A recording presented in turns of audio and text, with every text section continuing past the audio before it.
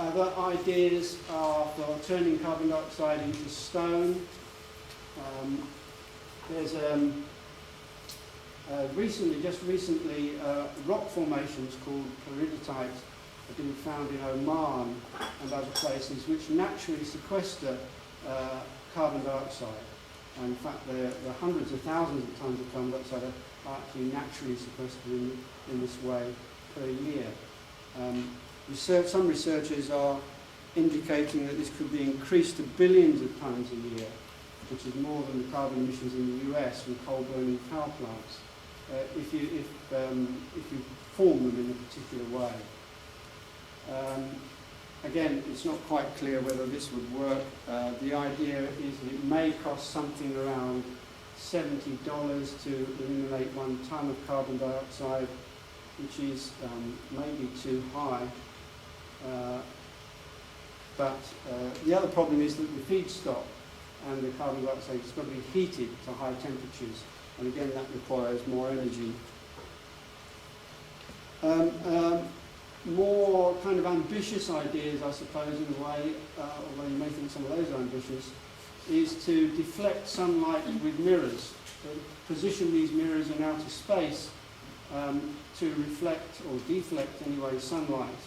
These aren't solid mirrors necessarily, they're wire mirrors, very thin wires, aluminium threads, which are positioned only 1/1000th of an inch apart to filter sunlight, so that some of the incoming infrared radiation won't actually reach the Earth. Once in place, the advantage of these is once in place there'll be zero operating cost, unless of course they have to be struck by a passing asteroid or something. From Earth you wouldn't notice them necessarily, they'd be just a small black dot on the sun. But of course then you've still got to build them and get them up there, and that could be considerable cost. It's been calculated, again, the proponent Lowell Wood calculates that deflecting 1% of incoming solar radiation would stabilise the climate. But doing so would require a mirror spanning roughly 600,000 square miles, which is pretty big, really. So I'm not sure how seriously this idea is being taken. The question is, how did this work? I mean, at the moment there are companies, private companies, putting these ideas into operation, experimenting on the ideas. There is no international law, really, that governs at the moment how you may go ahead with this kind of activity. There is a convention on the prohibition of military or any other hostile use of environmental modification techniques called NMOD, which was signed in 1977 and entered into force in 1978. But these regulations address only military weather control, not other types. So in other words, there is no international regulatory system which would govern how this kind of geo-engineering. And maybe that's something that's needed, should be taken seriously. I've only got a few minutes, so I think it might be useful just to leave you with some questions, really. The idea here basically can sum up as climate change can be tackled with Marshall Plan, this idea of a Marshall Plan, which is designed to curtail greenhouse gas emissions, and these ideas tend to fail before they begin.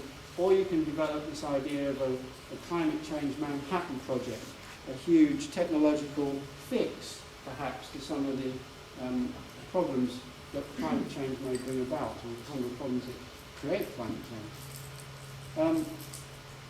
Here are some questions or some points made by other people.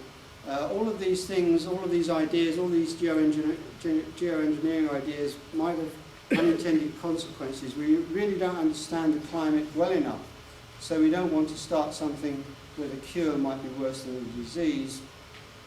In an article written for the Bulletin of Atomic Scientists earlier this year, the author, Alan Robot, came up with 20 reasons why geoengineering might be a bad idea.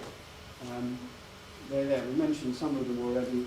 I haven't got time to go into all of them, but obviously there are a few. There's some other questions that come up in discussions about geoengineering, which I think probably are worth thinking about. Quickly go through some of them. How effective would various climate engineering proposals be in achieving their climate goals? Again, we don't know the answer. How do we find the answer to that question? Perhaps we need to do some experiments to look at that. Is that something we should be doing? How do we find out what any unintended outcomes might be? And how do we deal with those things? How might the unintended outcomes affect human and natural systems?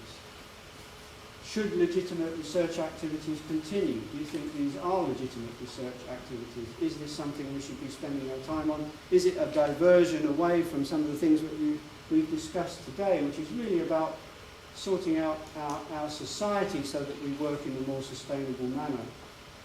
Should experimental as well as theoretical research take place? Should we be conducting the experiments? Who decides whether an experiment or project should go forward?